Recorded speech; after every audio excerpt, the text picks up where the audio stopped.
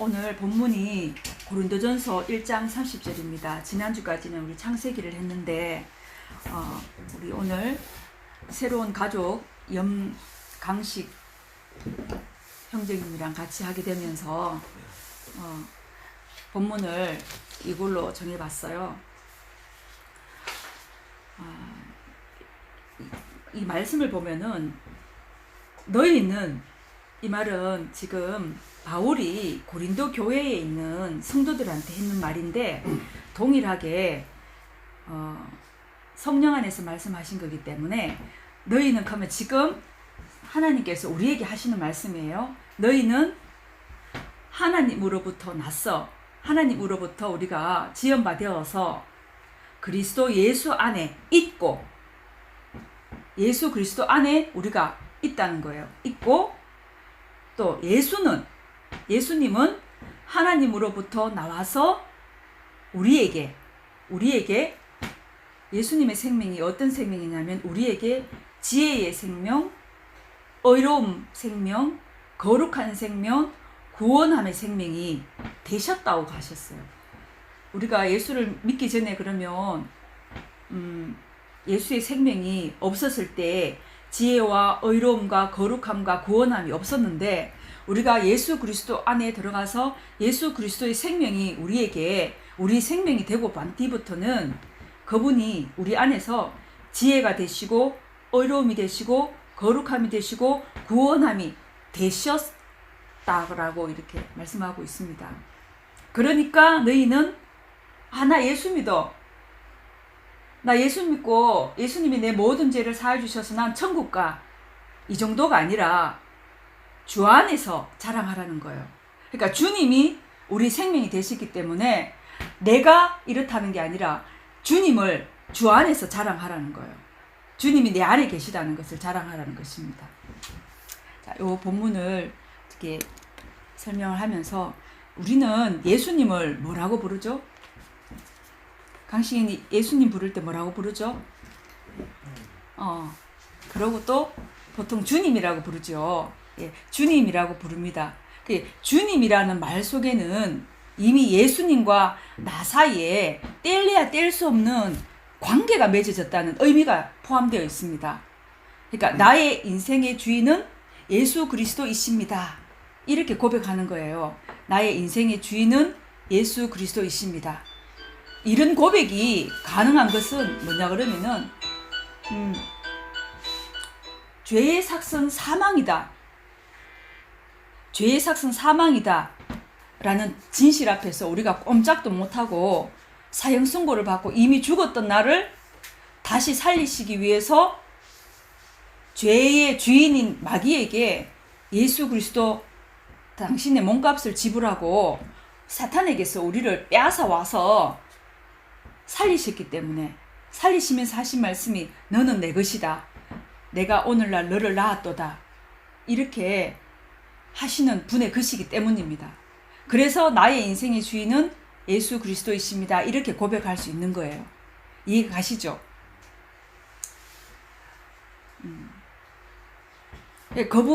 그분은 우리를 그저 살려주기만 한 것이 아니라 자신이 갖고 있는 모든 생명의 고유한 것들도 그대로 우리에게 주셨다는 것입니다. 마치 머리하고 몸이 하나인 것 같이 예수 그리스도와 우리와의 관계는 이와 같다는 것입니다. 나에게는 나보다 나를 더 잘 아시는 분, 그분이 이제 머리가 되시는 주님이 있다는 것입니다.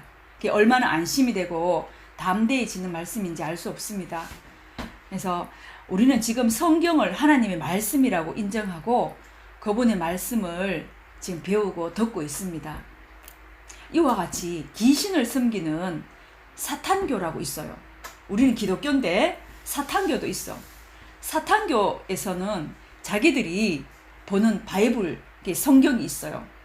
그게 뭐냐면 자기들이 거룩한 책이라고 하는데 그 사탄교에서 보는 바이블, 성경에 그 책의 1장 1절 내용이 이렇게 적혀 있습니다. 네 삶의 주인은 너 자신이다. 너무 다르죠? 네 삶의 주인은 너 자신이다. 이렇게 1장 1절에 적혀져 있습니다. 처음 들으면 굉장히 자유가 있어 보이고 굉장히 괜찮은 것 같습니다. 그렇지. 내 삶의 주인은 나 자신이지. 내 인생은 나의 것. 그러나 이것은 마치 머리가 없는 사람처럼 생각만 해도 끔찍하고 좀비 같습니다. 머리 없는 몸통아 다니는 영화에 보면 나오잖아요. 자, 이런 맥락에서 우리가 본문을 한번 살펴볼 필요가 있습니다.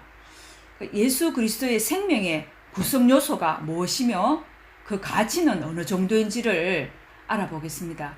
30절에 보면은 예수 그리스도의 생명의 구성 요소, 이 말은 생명에는 어떻게 되어 있는가, 아까 좀 전에 읽었는데 지혜, 의로움, 거룩함, 구원함이 예수님의 생명 안에 구성되어져 있다는 것입니다.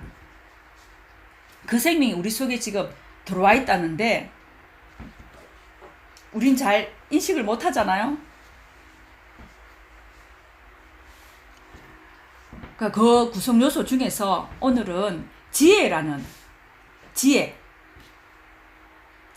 생명이 내 안에 들어와 있다는데 나는 아무리 생각을 해봐도 지혜롭지 못한 것 같고 미련한 것 같고 어리석은 것 같고, 근데 어떻게 내 안에 있다는 것을 알 수 있는가?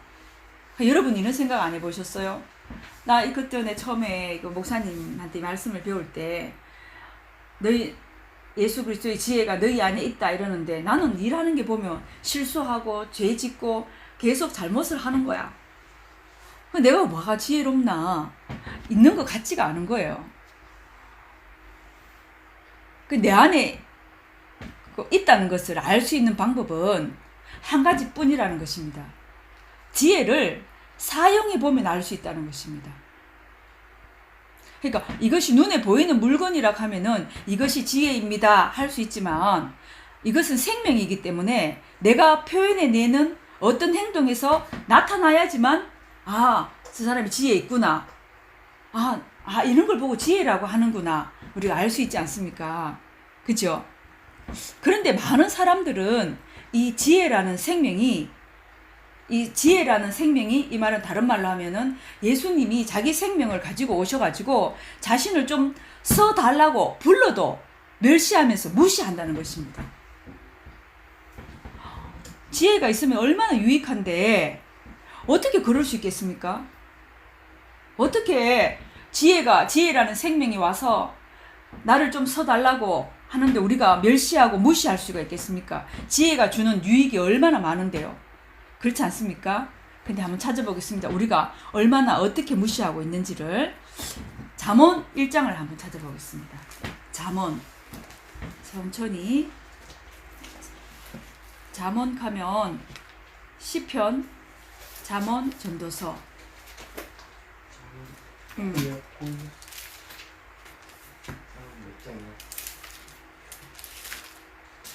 구약 911쪽 구약의 앞에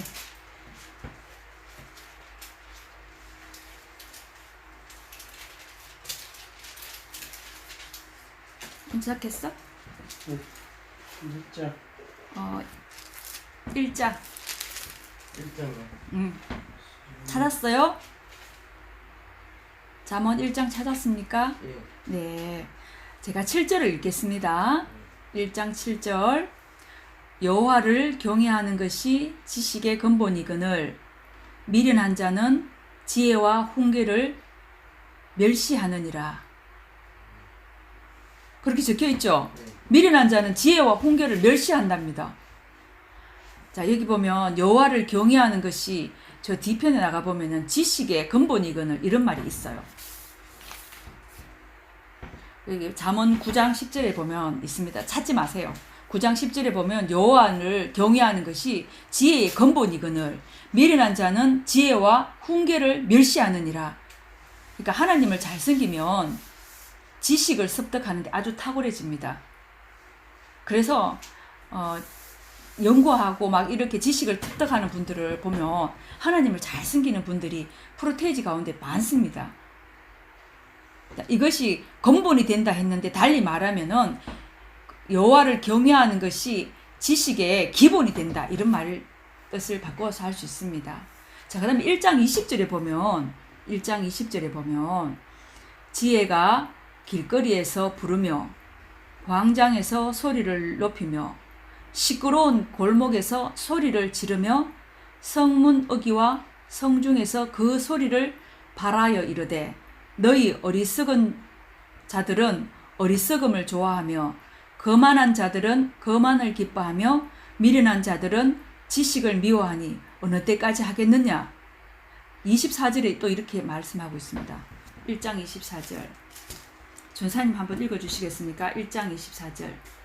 내가 불렀으나 너희가 듣기 싫어하였고 내가 손을 폈으나 돌아보는 자가 없었고 도리어 나의 모든 교훈을 멸시하며 나의 책망을 받지 아니하였은즉. 우리는 이런 적이 없는 것 같은데, 그죠? 근데 이렇다 지혜는 끊임없이 자신의 생명을 써달라고 소리치며 사정을 해도 우리가 무시하고 멸시한다는 것입니다. 근데 이렇게 무시하면서 멸시하는 사람들을 보면은 이유가 있다는 거예요. 왜 멸시하고 무시하느냐, 그 이유가 있다는 것입니다. 그러면 지혜보다 자신이 생각했을 때 더 유익한 무엇이 있기 때문이 아니겠습니까? 맞죠? 과연 그것이 무엇일까요? 19절을 한번 보면은 19절, 전사님 19절, 1장 19절. 이익을 탐하는 모든 자의 길은 다 이러하여 자기의 생명을 잃게 하느니라. 아멘. 이게 이익을 탐하는 자는 지혜를 싫어한답니다. 왜냐하면 지혜라는 생명이, 예수님의 생명이 내 속에서 내가 그 말을 듣고 따르려고 하면 죄를 지을 수가 없거든요. 예수님은 죄가 없는 분이니까. 그리고 남의 것을 탈취할 마음이 안 생기거든요. 그런데 이익을 탐하는 자라는 말은 뭐냐면은 자기가 원하는 것을 노력하지 않고 그저 얻으려고 하는 탐심을 가진 자, 이게 이익을 탐하는 자입니다. 이런 마음을 가진 자는 지혜가 불러도 듣기 싫어하고 듣지 못하고 무시하고 멸시한다는 것입니다. 그러나 지혜의 생명을 가지신 주님은 말씀하십니다. 23절에 나의 책망을 듣고 돌이키라. 보라, 내가 나의 생명을 너희에게 부어주며 내 말을 너희에게 나타내 주리라. 이렇게 말씀하셔도 계속 무시하고 듣지 않으면은 어떤 결과가 오냐면은, 선생님 제가 목이 아파갖고 25절부터 좀 읽어주시겠어요? 25절. 도리어 나의 모든 교훈을 멸시하며 나의 책망을 받지 아니하였은즉. 네. 26절. 너희가 재앙을 만날 때에 내가 웃을 것이며 너희에게 두려움이 임할 때에 내가 비웃으리라. 너희의 두려움이 광풍같이 임하겠고 너희의 재앙이 폭풍같이 이르겠고 너희에게 근심과 슬픔이 임하리니 그때 너희가 나를 부르리라. 그래도 내가 대답하지 아니하겠고 부지런히 나를 찾으리라. 그래도 나를 만나지 못하리니. 제가 읽을게요. 대저 너희가 지식을 미워하며 여호와 경외하기를 즐거워하지 아니하며 나의 교훈을 받지 아니하고 나의 모든 책망을 업신여겼음이니라. 그러므로 자기 행위의 열매를 먹으며 자기 꾀에 배부르리라. 자기 행위의 열매를 먹는다는 말은 뭐냐면 자기가 행했는, 탐했는, 잘못했는 그 죄로 죄의 대가를 받는다는 거예요. 자기 행위의 열매를 먹는다는 말은 어리석은 자의 퇴보는 자기를 죽이며 미련한 자의 안일은 자기를 멸망시키려니와 오직 내 말을 듣는 자는 평안히 살며 재앙의 두려움이 없이 안전하리라. 아멘. 하나님은 우리 눈에 보이지 않습니다. 그러나 살아계십니다. 어떻게 살아계시냐면 하나님은 아까 우리 했죠. 하나님은 영이시니 하나님은 생각과 마음을만 갖고 계시고 영이시니 몸이 없는 가난한 분이에요. 하나님은 몸을 갖고 계시지 않습니다. 그래서 사람을 자기의 집으로 삼으시고 들어오셨어요. 우리 속에 들어오셔가지고 우리의 생각과 마음 안에서 말씀하시는 것입니다. 그러니까 지혜가 바깥에서 들리고 큰 소리로 들립니다. 그렇지만 내 마음과 생각이 알아듣습니다. 누구를 통해서 말을 하느냐 하면은 자녀는 부모를 통해서 말씀하시고 학생은 선생님을 통해서 말씀하시고 교회에서 성도들은 목사님을 통해서 말씀하시고 나가면 어른들이 그 어린이들에게 말씀하시는 거예요. 그래서 또 성경에서 말씀하고 있습니다. 성경책 찾지 마세요. 제가 찾은 걸 읽어드리겠습니다. 디모데후서 3장 16절에 보면은 디모데후서 3장 16절에 보면은 모든 성경은, 이 말은 여기 성경이 66권이에요. 66권 이걸 보고 모든 성경이라 그래요. 모든 성경은 하나님의 영감으로 된 것으로 교훈과 책망과 바르게 함과 의로 교육하게 유익하니 이는 하나님의 사람으로 온전하게 하며 모든 선한 일을 행할 능력을 갖추게 하려 함이라.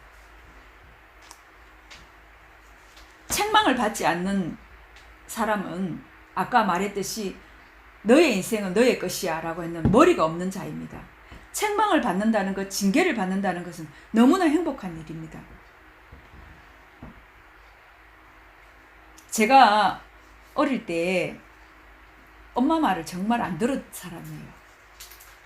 여기서 기가 아무리 나한테 뭐라 하는데도 들리지를 않는 거라. 무슨 생각을 하고 있었냐 하면, 뭐라 하면 혼낼 때 나는 뭔 생각을 했냐 하면 빨리 나가서 놀아야 되는데 친구들이 나 기다리는데 제가 하고 어디 가기로 했는데 놀러 가야 되는데 이게 바닥 차가 있으니까 이 소리가 내게 들어오지 않으면서 이 시간이 빨리 지나갔으면 이게 저 모습, 오늘 말씀을 준비하면서 누가에게 하신 말씀이냐면 저에게 하신 말씀인 거예요. 그래서 이렇게 살아오면서 겪지 않아도 될 고생, 당하지 않아도 될 어려움들을 저는 너무 많이 겪었던 것 같아요. 그 말만 들었었다면, 그 지혜의 말만 들었었다면 그렇게 가시밭길을 내가 가지 않아도 되었을 텐데, 이런 생각들을 말씀을 준비하면서 많이 했었습니다. 근데 왜 하시냐면 하나님의 사람으로 온전하게 해서 사탄의 종들에게 사탄 앞에서 뭐라고 얘기하고 싶으시냐면 하나님이 자랑하고 싶으신 거예요. 봐라, 내 아들이다. 온전하게 하며 모든 선한 일을, 우리에게 어떠한 사업을 할 능력을 갖추게 하게 해서 잘 살고 높이 되고 머리가 되게 하시기 위해서는 고쳐야 되는 거예요. 그게 하나님의 매질입니까? 아니면 사랑입니까? 하나님의 사랑입니다. 아멘이시죠? 그래서 하나님 아버지께서는 우리에게 이미 주신 지혜의 생명을 사용해서 하나님의 자녀들로 흠도 없고 티도 없는 자랑스러운 하나님의 사람들로 세우시기를 원하시는 것입니다.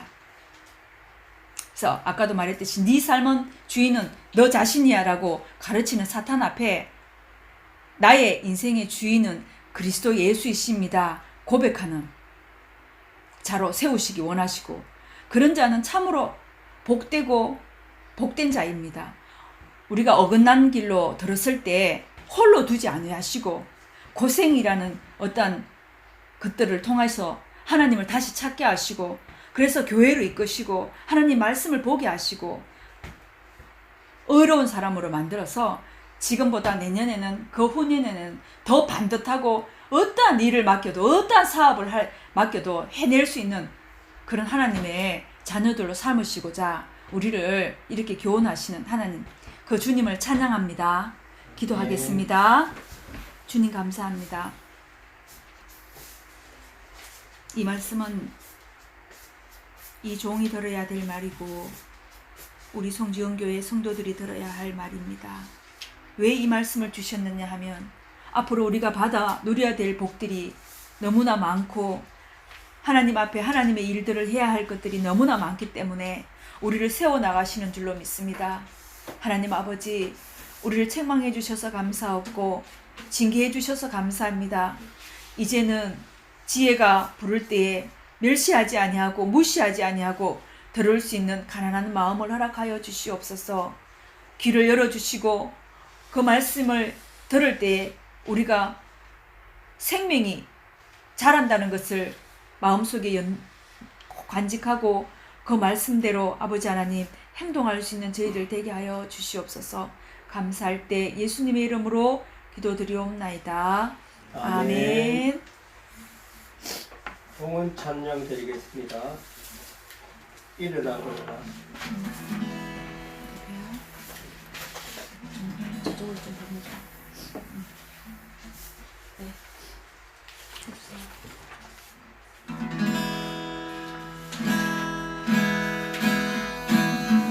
나의 위에서 나를 도우시는 주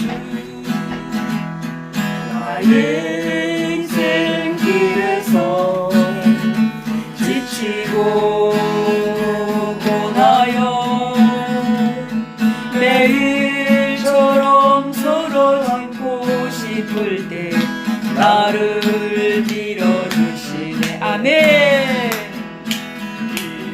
일어나 걸어라 내가 살 힘을 주리니 주여. 일어나 너 걸어라 내 너를 도우리. 나의 등 위에서 나를 돕시는 주 평안히 길을 갈 때 보이지 않아도 지치고 고나여 넘어질 때면 다가와 손 내미시네. 주님 아멘. 일어나 걸어라 내가 새 힘을 주리니. 일어나